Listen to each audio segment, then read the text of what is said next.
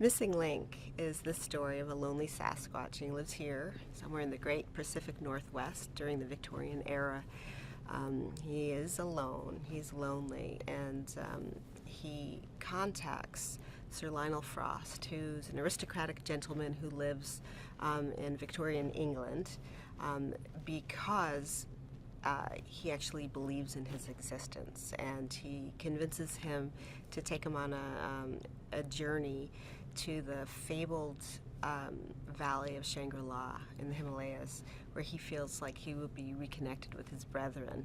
And along the way they meet Adelina Fortnight, who has a history with Sir Lionel, and she also has a map and will help take him to discover Shangri-La. They kind of go on this journey together, and it's a comedic action. It's a comedy action adventure that spans the globe, and you follow this trio of wonderful characters, and it's really fun, and it's beautiful.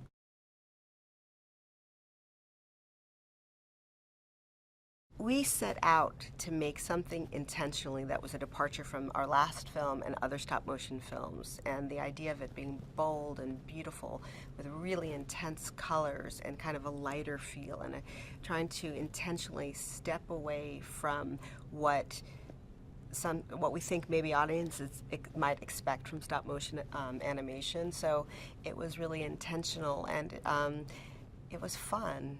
I think there's so much comedy in it. It's like character-driven comedy. We have some slapstick in it, and just the lighter, brighter feeling of it also helps the audience know, it's not bittersweet. It ends. It's more on the side of sweet.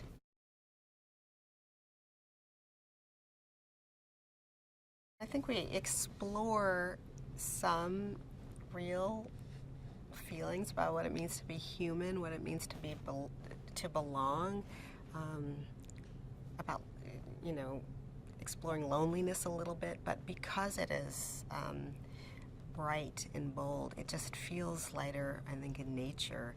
And I think the performances are really light and bright.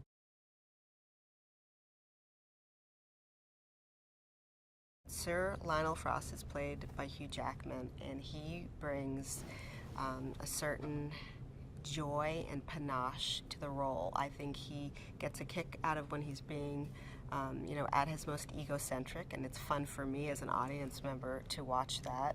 And his interactions with, the Mr. Link character played by Zach Galifianakis is so, it's unexpected. I don't think it's something that audiences have heard before. It doesn't feel like another character. And he is just, like I said, he is innocent, and he's childlike, and he expresses so much joy. You are joyful watching him, and he's physically, you just want to hug him. At least I do. And he's just, I think as characters, you want to spend a lot of screen time with them.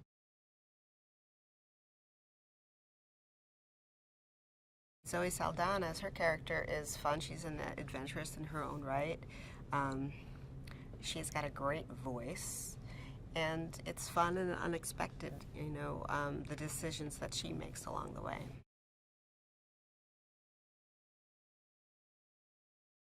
I have had the great pleasure of working with Chris on, for over 10 years, and there's anything I know about him, he is all about Raiders of the Lost Ark, and he absolutely adores Sherlock Holmes. He enjoys also just like the Victorian time period, and I think Sir Lionel Frost is an incredible combination of both of those characters.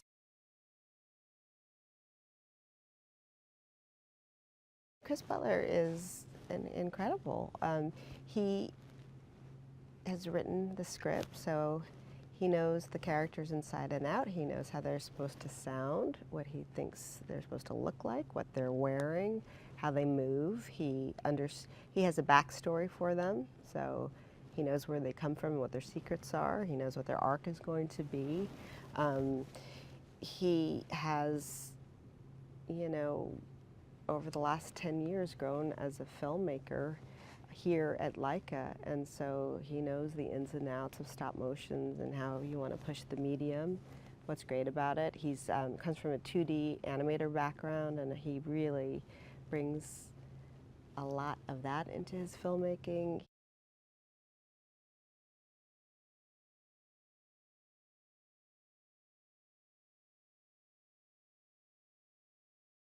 The theme about wanting to belong, a missing link. I mean, that is the universal theme, I think, for anyone who's human, right? That's what, to me, that's what it means to be human. You want to belong. You want to be loved by your family, by your tribe. You want to fit in. You want to find your place. And I think it's a universal theme. I don't think there's anybody, you know, who doesn't feel that way. What I love about Missing Link is that it takes a very positive approach. By the end of that movie, my hope and feeling, and what we've been trying to do, is that when anybody, they watch that movie and leave the theater, people feel like I will find my place in the world, that is absolutely possible for everybody here.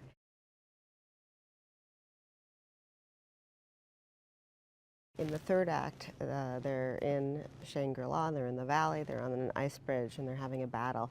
And we're working with all these different scales of puppets, and it's stop motion animation, and everything's practical. So they're like either this big or this big. And it really is suspenseful. And I think I'm very proud of how that was pulled off. There's suspense in it and comedy, and every time I see it, I am concerned. Are they or aren't they? Are they going to, you know, fall to their deaths, or are they going to climb up? And that was grueling to make and put together, but I think really successful.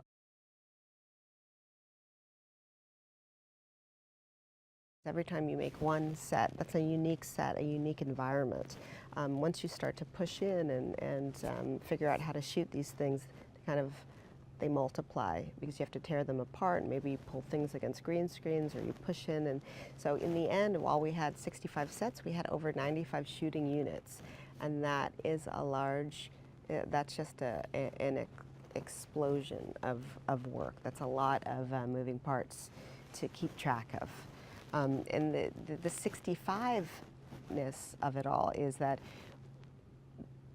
what's remarkable about 65 sets is that on this one, we don't ever come back and use that set again. So you might have a set of, for example, the Indian jungle, where it's this incredible, lush, tropical, greens heavy set, where you have a gigantic stop motion elephant where 4 bodies have to be on the top of it, and it's really only for this one sequence and just like a handful of shots, and never to be returned again. But you put all of this attention and time and effort into it to make it spectacular, and multiply that by maybe 65 times, and then you've got a challenging, epic action-adventure movie in stop motion.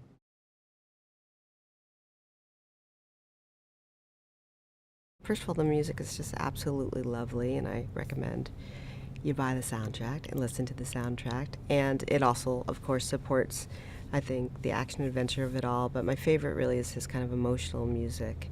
And he is just natural with it. And it's really, really lovely.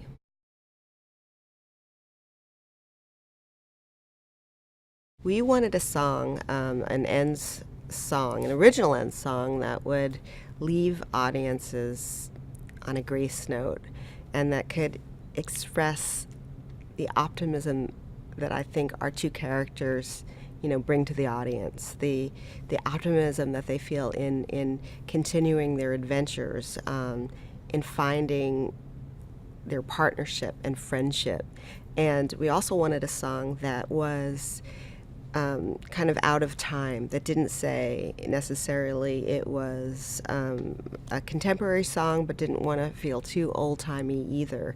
And I think Walter Martin wrote this song. It's kind of in a nod to, as if it was in the voice of Mr. Link, but it really expresses just the optimism of their friendship just through his vocals and the song itself, and it will stick with you forever.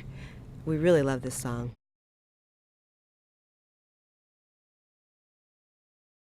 I want them first and foremost to enjoy a really fun, rollicking adventure with wonderful characters that they want to spend a couple of hours with.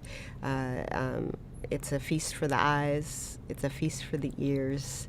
You want to spend time with these characters. I love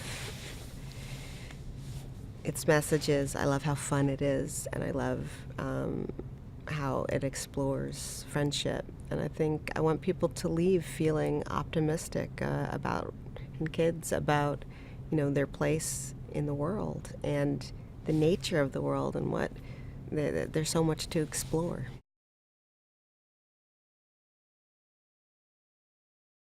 The world is a wonderful place to explore, and then you will find your place in it. It may not be your family of origin. It may not be what you think it is at the beginning. The place, where you want to belong may not be the same place that you end up belonging. You're finding out is your right place, but it is there for you, and it's there for everyone.